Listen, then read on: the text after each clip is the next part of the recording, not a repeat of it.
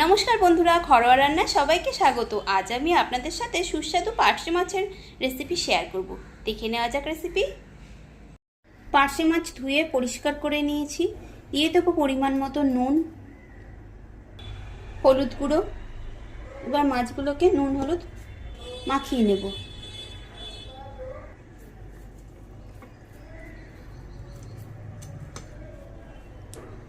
মাছগুলো নুন হলুদ মাখানো হয়ে গেছে, এবার রান্নাটা শুরু করব।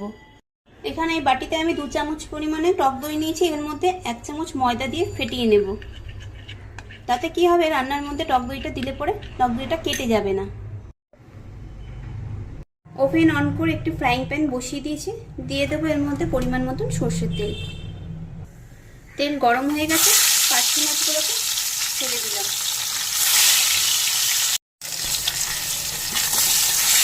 মাছগুলোকে আস্তে করে উল্টে নেব।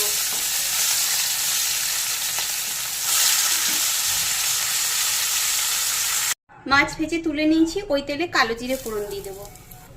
দিয়ে দেবো মিডিয়াম সাইজের একটা পেঁয়াজ কুচি। দিয়ে দেবো ছোটো সাইজের একটু টমেটো কুচি।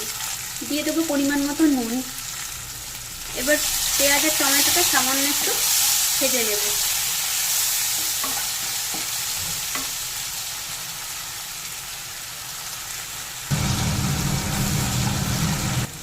এবার অল্প একটু জল দিয়ে দেবো।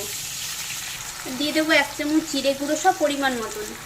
দেবো লঙ্কার গুঁড়ো, হলুদ গুঁড়ো, কালারের জন্য কাশ্মীরি লঙ্কার গুঁড়ো। দিয়ে দেবো আদা বাটা 1 চামচ। এবার ভালো করে সব মিশিয়ে নেব। ঝালটা যে যা স্বাদ মতন দেবেন। মাছের পরিমাণ বেশি হলে সব মশলাগুলোর পরিমাণও বাড়িয়ে দিতে হবে।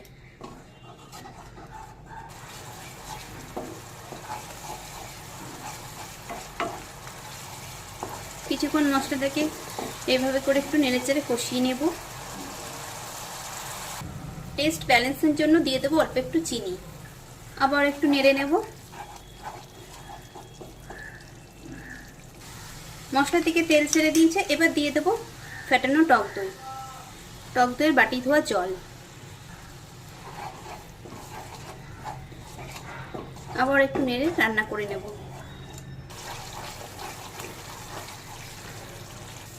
এবার দিয়ে দেবো অল্প একটু জল। এটা আমি গা মাখামাখাই রান্না করবো, তাই অল্প জল দিলাম। আবার সব একটু নেড়ে নেব। মাছগুলোকে এবার এর মধ্যে দিয়ে দেব।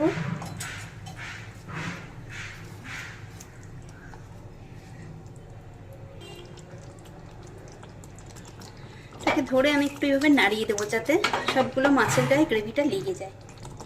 আমি একটি চামচ দিয়ে গ্রেভিটাকে মাছের গায়ে দিয়ে দিয়েছি, কেননা পার্শে মাছ নরম হয়, বেশি নাড়াচাড়া করলে ভেঙে যেতে পারে। এবার শেষে দিয়ে দেবো চেরা কাঁচা লঙ্কা আর ধনেপাতা কুচি। রান্নাটা আমার কমপ্লিট। এরপর আমি প্লেটে সার্ভ করে দেখাবো। রেসিপি দেখে ভালো লাগলে লাইক ও কমেন্ট করার অনুরোধ রইল। আর নতুন বন্ধু হয়ে পাশে থাকার অনুরোধ রইল।